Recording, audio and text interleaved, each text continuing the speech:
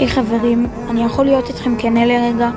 למה כל יוצרי התוכן הקטנים נראים כאילו הם כלום? הם מעלים סרטון, עורכים טלפונים שבורים ומסכים שאי אפשר לראות איתם כמעט, מנסים את הכי טוב שלהם ורק מצפים לכמה לייקים קטנים. הקהל קטן, הצפיות נמוכות, הם עדיין מצפים יום אחרי יום, ממשיכים לערוך, ממשיכים לעלות ועדיין לא מוערכים מספיק. הם לא מוותרים, למרות שאתם כן בסוף ויתרתם. אז למה להם לא מגיע את הצ'אנס הזה? להיות גדולים, כמו כל היוטיוברים האחרים. אז אם אתם רואים מישהו שהוא יוצר תוכן קטן, בבקשה, תפרגנו לו בלייק, תגיבו לו תגובה, תמשיך ככה. תפרגנו לו, תגידו לו, אתה יכול.